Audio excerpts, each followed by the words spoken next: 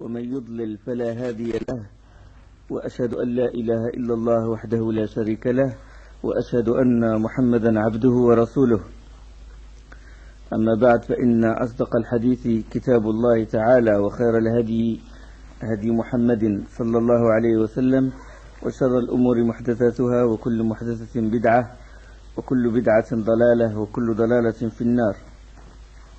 On est toujours dans le premier principe fondamental qui est la connaissance d'Allah.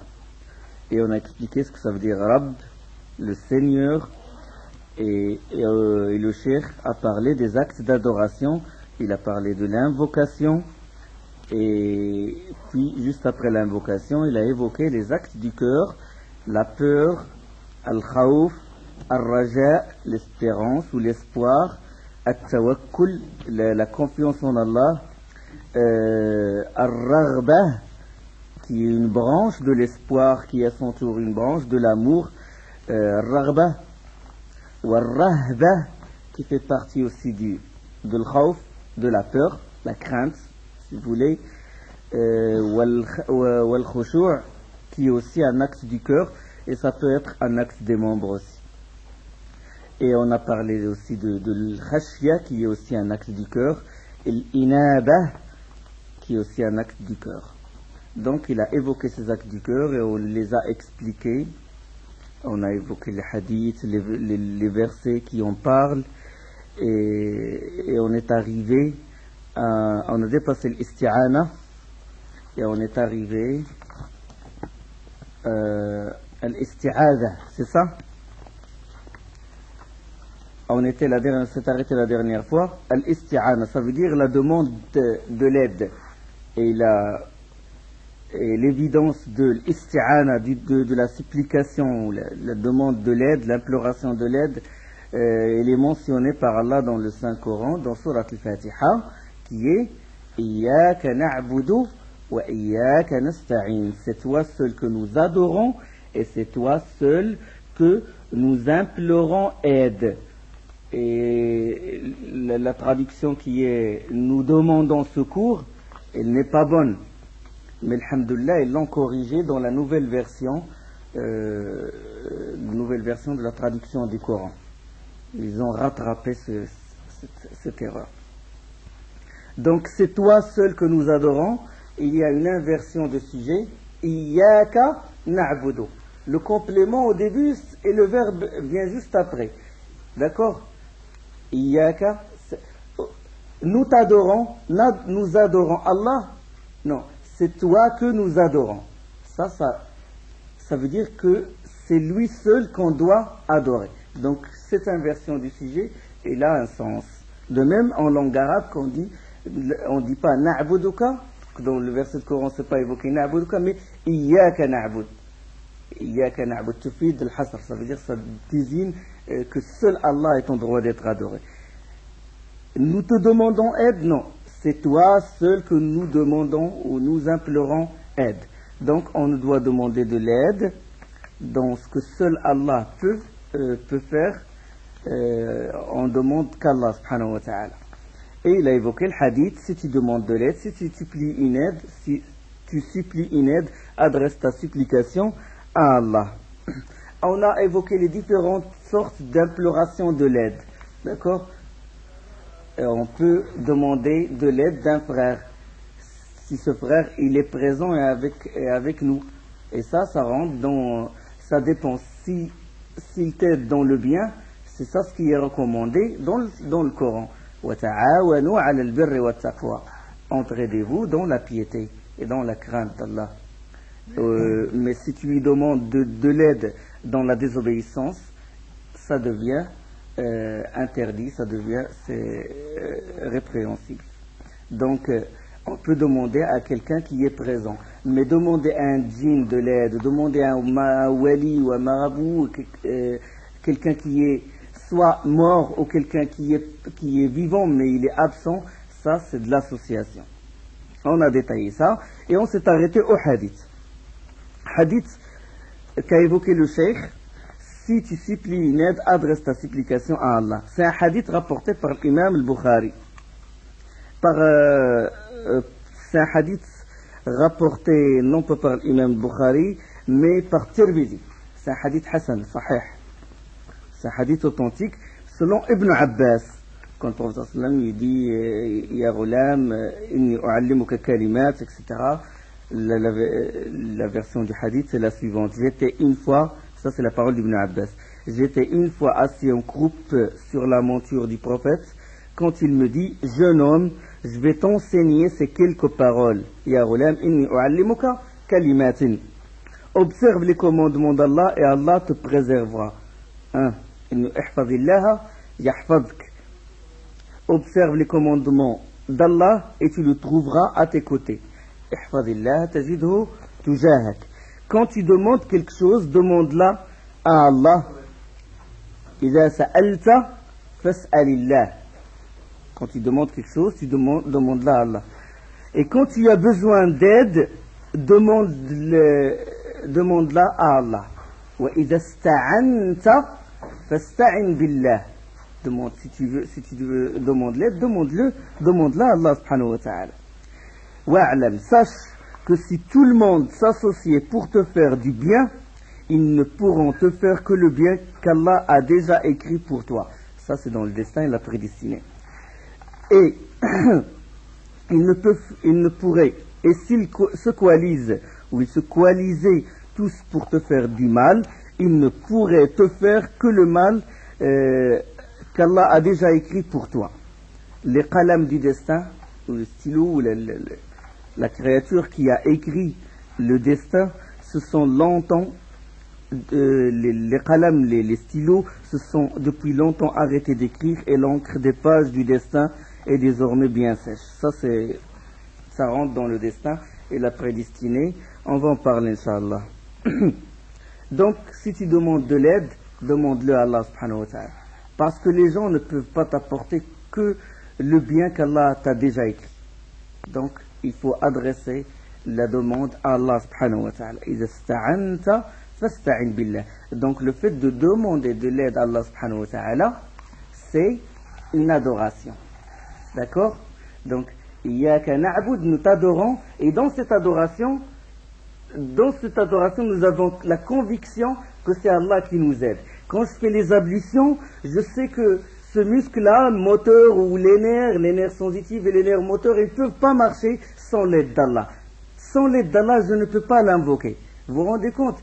Il me comble de ses bienfaits et sans son aide, je ne peux pas bouger la langue pour le remercier.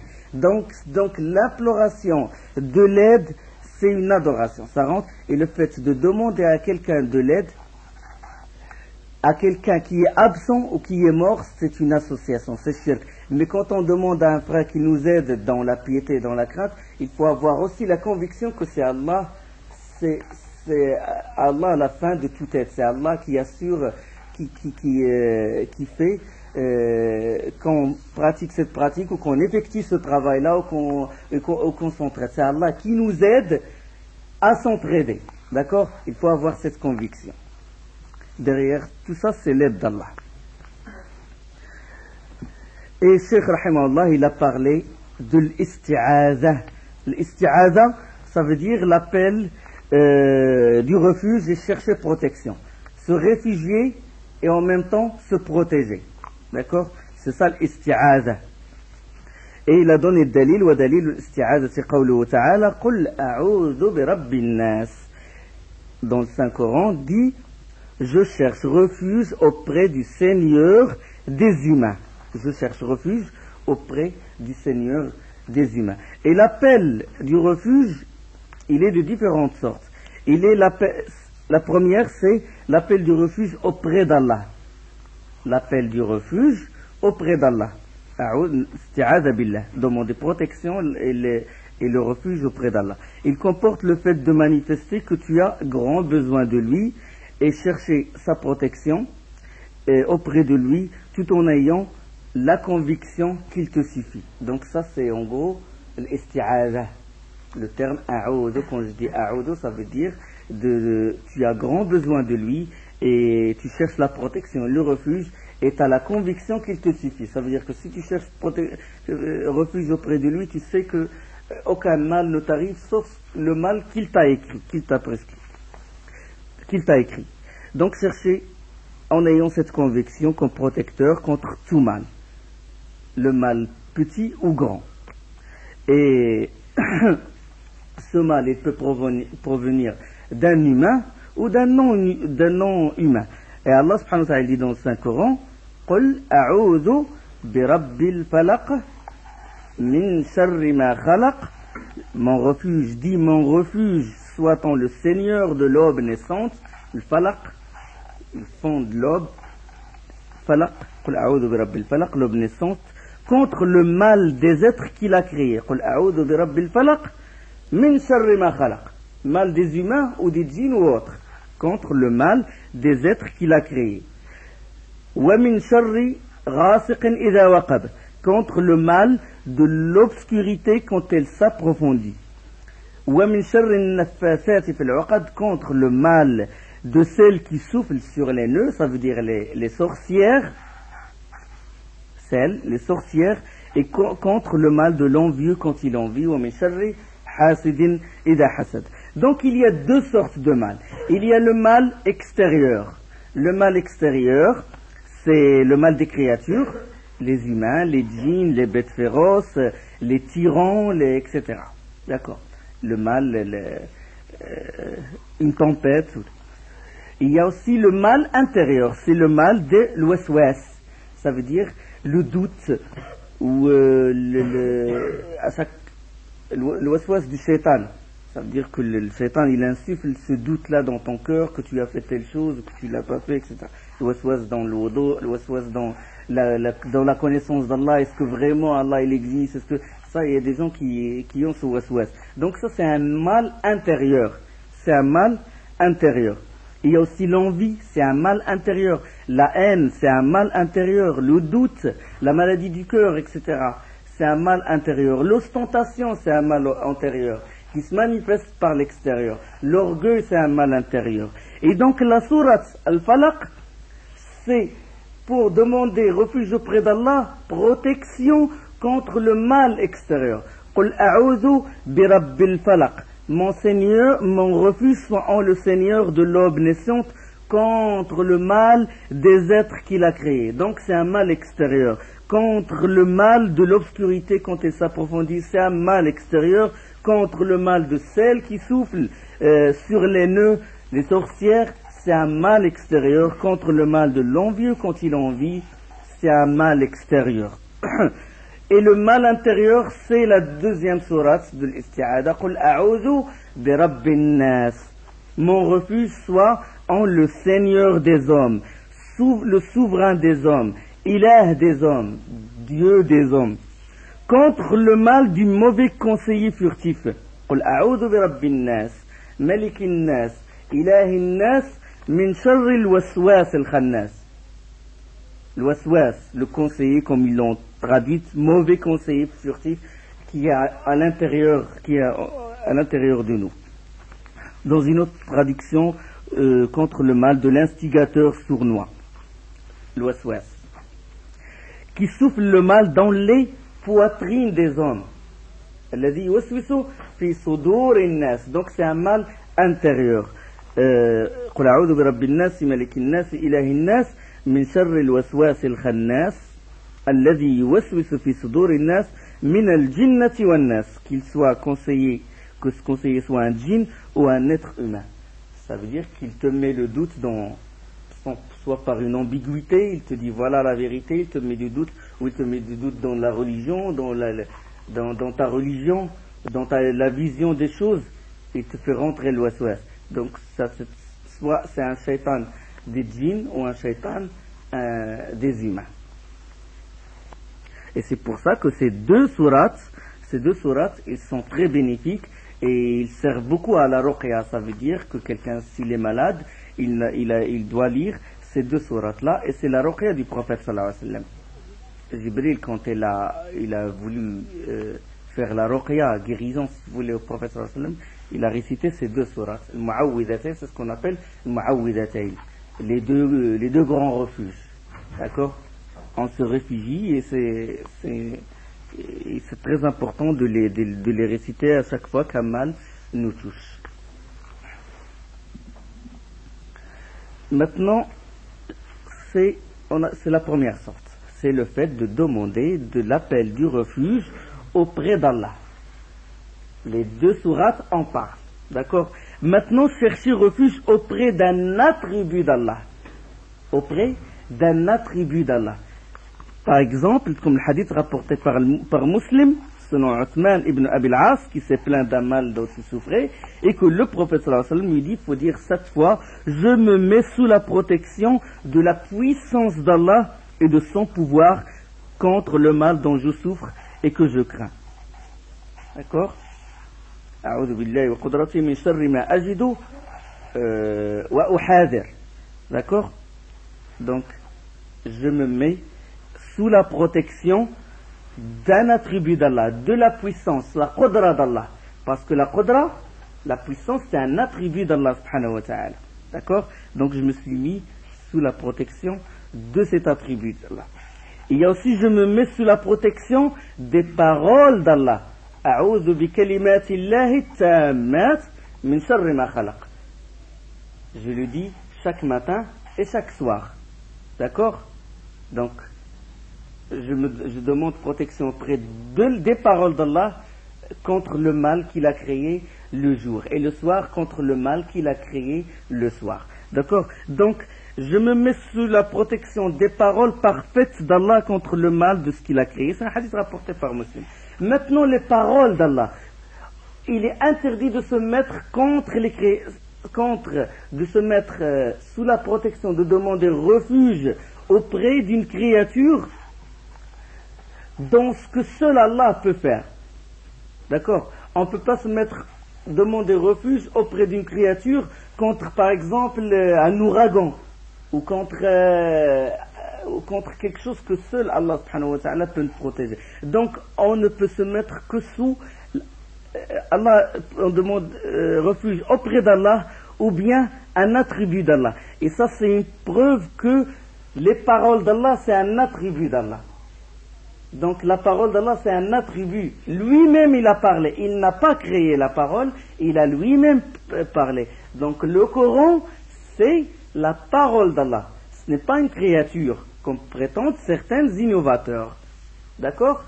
On demande protection auprès de l'attribut d'Allah et les paroles font partie de l'attribut d'Allah. Donc le Coran, c'est la parole d'Allah non créée. Il est venu de lui et il va revenir à lui subhanahu wa ta'ala avant la fin des temps, et qu'Allah a vraiment parlé d'une vraie parole quand il veut, de ce qu'il veut, comme il veut, d'une voix. Allah, il a une voix. Comment elle est cette voix? Allahu a'lam. Il ne nous a pas décrit sa voix, comme dans le hadith où le jour du jugement où Allah va appeler Adam d'une voix, fayunadi bi sawt. Il va l'appeler d'une voix. Donc on croit qu'Allah il a une voix. Comment il est cette voix? Allahu a'lam. Allah ne pas dit le comment, on ne le connaît pas. Bisawtin wa biharf, avec des lettres.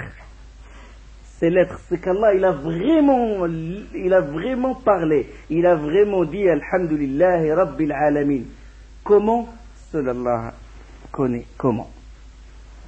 Donc, demandez refuge auprès d'Allah.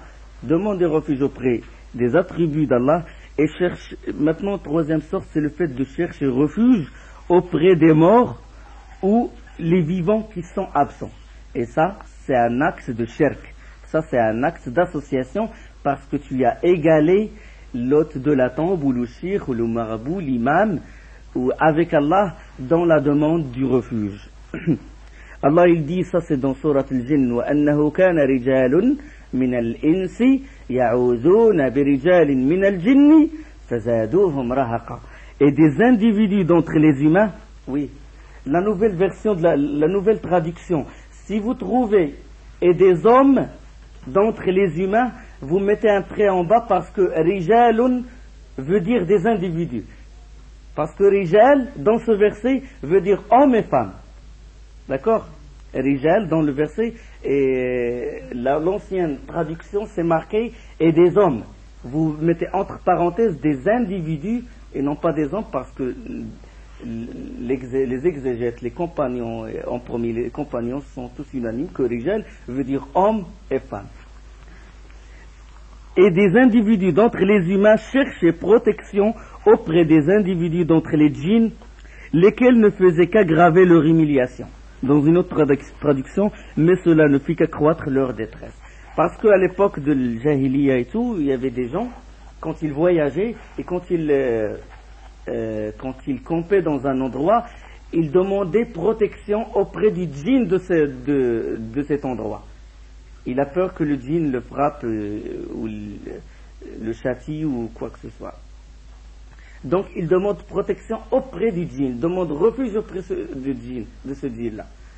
Et des individus, hommes et femmes, quand ils voyagent, ils demandent protection auprès du djinn de tel endroit, de telle cité, de telle ville, etc. Et ça n'a fait qu'accroître leur détresse. Ça veut dire que ces djinns-là, ils ont profité quand ils ont vu que ces humains-là les craignent, ça y est, ils ont fait accroître leur détresse, ils ont aggravé leur humiliation. Donc il ne faut demander refuge qu'auprès d'Allah subhanahu wa ta'ala. Mais si par exemple, de toute façon ça c'est les trois sortes de demandes de refuge. Al-isti'ada, l'a'oud. Et on continue. Maintenant c'est l'istighatha, c'est ça? L'istighatha. ودليل الاستغاثة قوله تعالى إذ تستغيثون ربكم فاستجاب لكم أني ممدكم بألف من الملائكة dans سورة الأنفال dans la sourate Al-Anfal. L'appel du secours. L'évidence de cet appel était suscitée par Allah dans le Saint-Coran, et quand vous appelez votre Seigneur à votre secours, il répondit à votre appel, je vous munirai d'un renfort de 1000 anges, un derrière l'autre.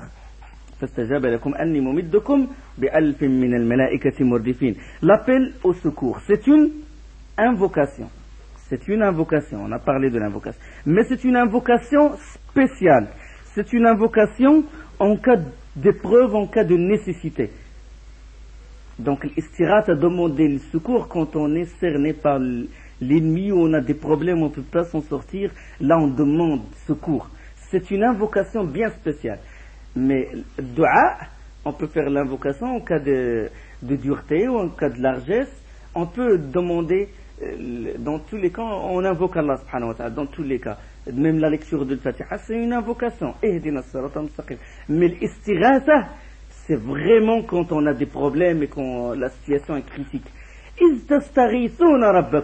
Quand vous implorez secours, quand vous demandez secours, ou quand vous appelez votre Seigneur à votre secours, c'est quand le verset il a été révélé, quand dans la bataille de Badr. Ils ne s'attendaient pas à rencontrer l'ennemi. Leur but c'était juste de prendre la caravane de Abu Sufyan. La bataille de Badr qui a eu lieu en l'année 2 de l'Hégire. C'était la caravane, ils ne s'attendaient pas, ils n'étaient pas armés. Et puis Allah, il a décidé autre chose. D'accord? Il a décidé autre chose. On a parlé de ça dans la sira du prophète sallallahu alayhi wa sallam. Et là, ils n'avaient pas d'armes.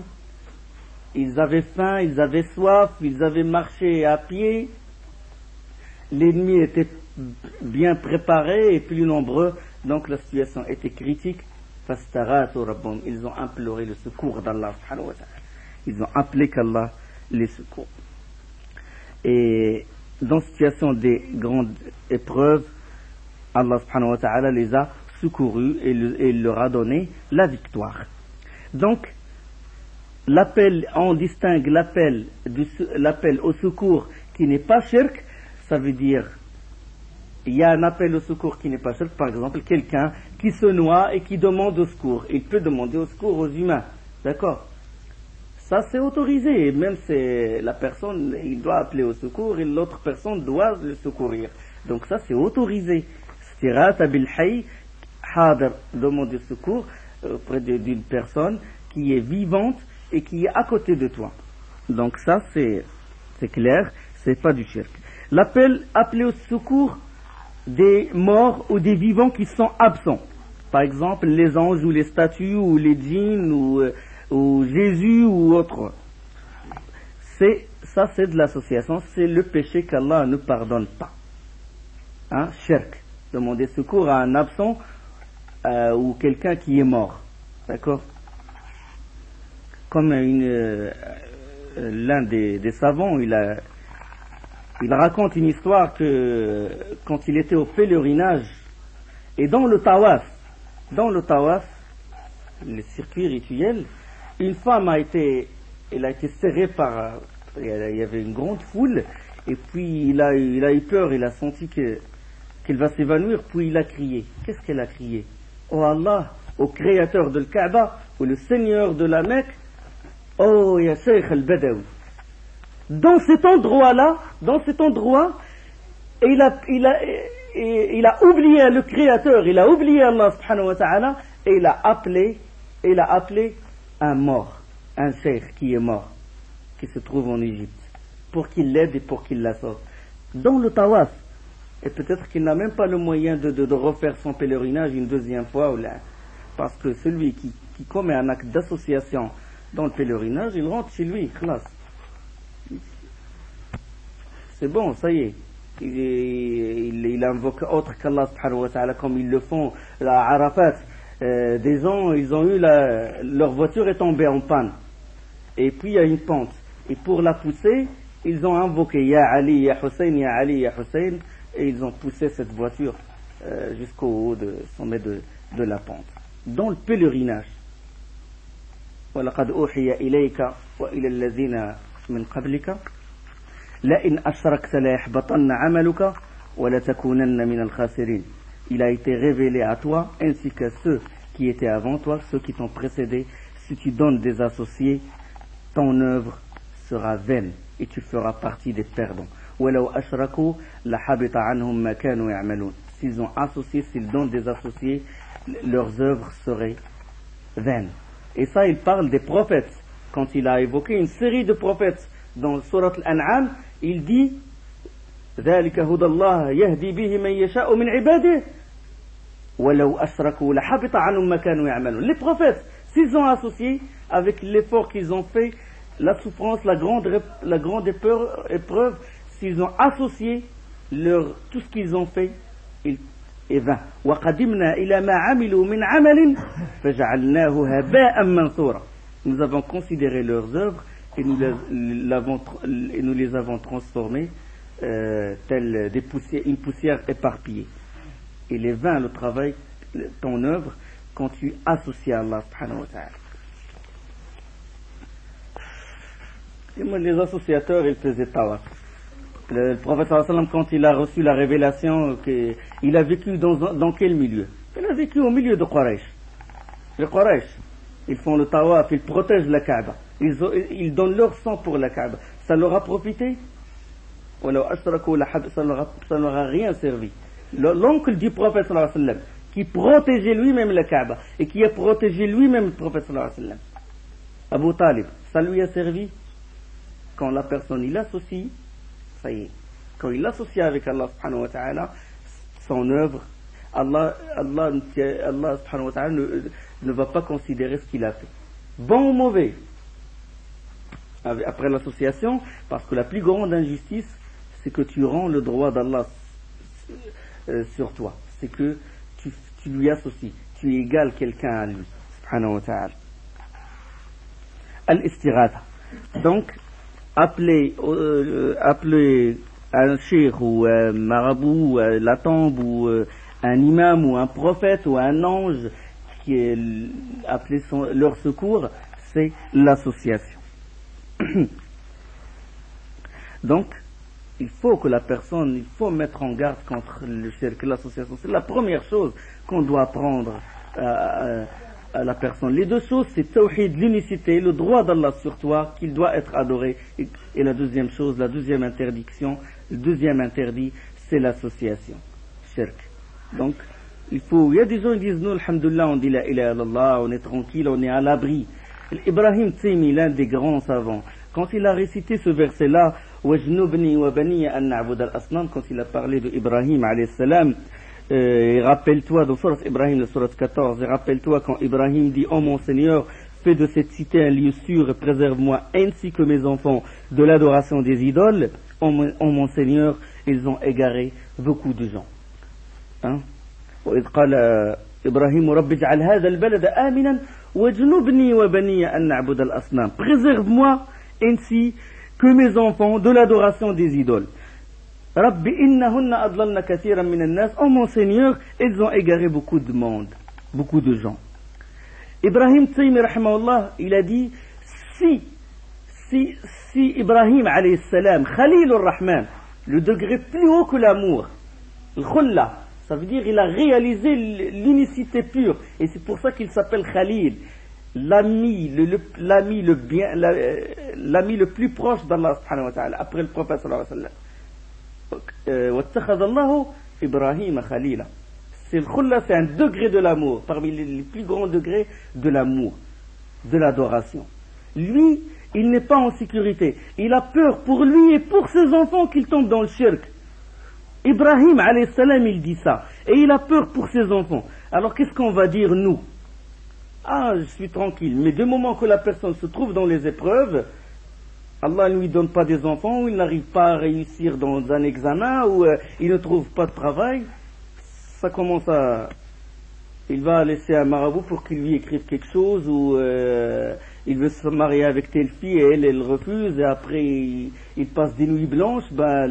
Invoquer Allah, ça n'a rien donné. Il court derrière les sorciers, il court, tiens, il va lire son signe, il va acheter Paris Match, il va acheter les revues, il va voir mon signe c'est Lyon et tout, est-ce qu'elle va être quelle va être ma chance? Il tombe dans le shirk, il tombe dans l'association.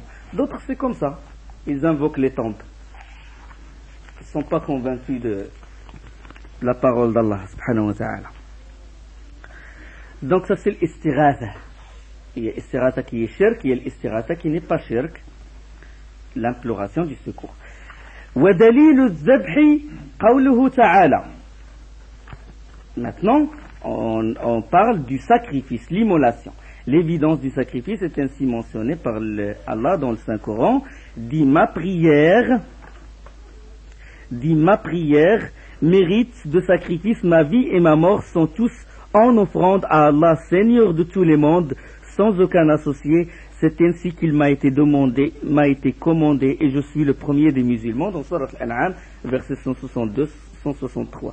قل إن صلاتي ونسكي ومحياي ومماتي لله رب العالمين لا شريك له وبذلك أمرت وأنا أول المسلمين.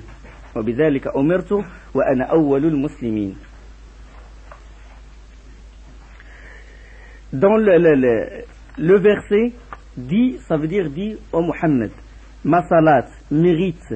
As-salat en arabe c'est quoi? C'est l'invocation. Ça c'est le sens linguistique. Et le sens religieux, c'est une adoration avec les paroles et les actes qui commencent par le takbir et qui se terminent par le taslim. Donc as-salat, à la base, c'était l'invocation. Prier pour cette personne. Faire salat, salli ala fulan, ça veut dire invoque Allah pour lui. Ça c'est le sens linguistique. D'accord? C'est le sens en langue arabe. Et la religion, elle a ajouté un autre sens. Le sens religieux, c'est l'adoration d'Allah at-ta'abbud lillah avec des actes et des paroles bien précises. Ça c'est la définition dans le fiqh, dans la jurisprudence de la salat. C'est l'adoration d'Allah avec des paroles et des actes précises qui commencent par le takbir et qui se terminent par le taslim. Hein? Tahrimuha takbir. Tahrim, ça veut dire haram. Haram, qu'est-ce qui est haram? Le commencement de l'interdiction, c'est takbir. Interdit de manger, interdit de boire, interdit de discuter, interdit de rire, interdit d'invoquer. Si on est debout, interdit d'invoquer, de faire d'autres invocations. Seulement le Fatiha et notre sourate. Le ruku', interdit de réciter le Coran. On dit que Subhana Rabbiyal Azim bihamdi. Quand on se lève, interdit de parler, interdit de rire, interdit de ça, interdit de lire le Coran. Oui, interdit de lire le Coran. Sauf Sami'a Allahu liman hamida rabbana wa lakal hamd. D'accord? Interdit. Sauf ce qu'Allah a légiféré, sauf ce qu'Allah nous a recommandé. D'accord? Tahrimuha at-takbir. Wa tahliluha at-taslim. Halal. Qu'est-ce qui est halal? Tu fais taslim, tout est halal. Boire, manger, rigoler, parler, discuter, etc. D'accord? Donc c'est une adoration l'adoration d'Allah avec des paroles et des actes bien précis, qui commence avec le takbir et qui se termine avec le taslim. Ça, c'est salat. Mais la salat, le sens linguistique général, c'est dua. Parce que quand le prophète sallallahu alayhi wa sallam, quand Allah subhanahu wa ta'ala dans Surah At-Tawbah, il dit خذ من أموالهم صدقة تطهرهم وتزكيهم بها وصل عليهم إن صلاتك سكن لهم. Prélève de leurs biens une sadaqa par laquelle tu les purifies, parce que la sadaqa elle purifie. L'aumône légal, il purifie l'aumône de l'année, les 2,5% de l'année, il purifie tout ce qui a entaché ton commerce ou ton travail, l'argent, certains biens illicites sans rentrer, se sont mélangés avec ton argent. Donc la zakat, il dit zakat, sadaqa, zakat, tazkiya, purification. Tu purifies cet argent, ce capital-là, cet argent-là, tu le purifies. De même, zakat al-fitr, la zakat de l'fitr, que la personne doit donner 2 jours avant l'Eid, et même le jour, ce qui est le plus préférable, c'est le jour de la fête, avant le khutbah de l'imam, avant la prêche de l'imam. Elle s'appelle zakat. Zakat, tazkiya, purification. Il purifie ton jeûne. Il purifie ton jeûne de tout ce qui l'a entaché. Nadr al-haram, le fait de voir quelque chose de haram, d'illicite, le faire, de médire quelqu'un, Inch'Allah, cette zakat, il purifie, il nettoie il purifie ton jeûne pour qu'il soit propre et pour qu'il soit accepté par Allah subhanahu wa ta'ala. Donc, prélève de leurs biens une sadaqa par laquelle tu les purifies et les bénis et prie pour eux. Wa salli alayhim, et fais la salat sur eux. Comment faire la salat? Fais la salat comme ça, et chaque fois qu'un compagnon vient, il prend le prophète, il prend la sadaqa, il prend le monde, et puis le prophète se lève, et puis il fait takbir al-ihram, il fait non. Salat, ça veut dire il invoque Allah pour lui, il invoque Allah. Ta salat est une quiétude pour eux, ça veut dire ta prière, ton invocation, le fait d'invoquer Allah pour eux, c'est une salat, d'accord? Et c'est une quiétude pour eux. Inna salataka sakanun lahum. Ta salat est une quiétude pour eux, ton invocation pour eux est une quiétude pour eux. Dans la sourate Bara'a, le verset 103. Et la salat d'Allah sur le prophète sallallahu alayhi wa sallam. La salat d'Allah sur le prophète, comment? Allahumma salli ala Muhammad. Oh Allah, prie, oh Allah, fais la salat sur Muhammad. Qu'est-ce que ça veut dire? Qu'Allah il prie, fait les gestes ou comment? C'est la salat d'Allah sur le prophète, c'est la louange d'Allah, louange qu'Allah il loue le prophète sallallahu alayhi wa sallam dans son royaume suprême. As-sana'u ala rasulillah inda al-mala' al-a'la. C'est la définition d'un grand savant qui s'appelle Abu al-Aliya, et c'est cette définition qui a été en grande partie acceptée par les savants. Donc on dit, oh Allah, salli sur le prophète sallallahu alayhi wa sallam, ça veut dire loue-le dans ton royaume suprême. Vous avez compris? Maintenant, quand vous faites tashahhud et vous dites Allahumma salli ala Muhammad, vous avez la connaissance que c'est la louange qu'Allah il loue, que j'invoque qu'Allah il loue son envoyé dans son royaume suprême. Et ça va ajouter dans ma conviction, parce que la connaissance, avec la connaissance, il y a la conviction. Okay, quand j'ai plus de conviction, j'ai plus de khushu', d'humilité dans ma prière. Et je ne la fais pas passer comme ça, Allahumma salli direct, sans comprendre le sens. Donc ça c'est Qul inna salati, ma prière, ma salat, wa nusuki, nusuk c'est l'immolation, c'est sacrifier pour Allah subhanahu wa ta'ala une bête, sacrifier pour lui. D'accord? Donc Allah a joint la salat à nusuk. Qul inna salati wa nusuki. Il a relié les deux. La salat et juste après nusuk. Nusuk ça veut dire immoler, ça veut dire sacrifier pour Allah. Il a rejoint la prière qui est une adoration qui se fait par l'acte, ibada badaniya, et les paroles, la langue, etc. L'acte. Une autre adoration, c'est une adoration financière. Donc, adoration corporelle, c'est ça? Adoration du corps corporel. Et nusuk, immoler, c'est une adoration financière. Tu achètes un chameau, un mouton, et tu le sacrifies pour Allah subhanahu wa ta'ala et tu le distribues pour les pauvres. Donc ça, tu fais cette adoration pour Allah subhanahu wa ta'ala. Donc, adoration corporelle, juste après, adoration financière.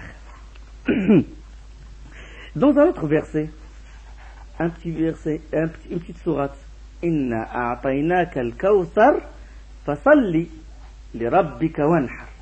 D'accord? Nous t'avons certes accordé le Kawthar. Le Kawthar, c'est une rivière dans le paradis. Accomplis la salat, fasalli, accomplis la salat pour ton Seigneur et sacrifie.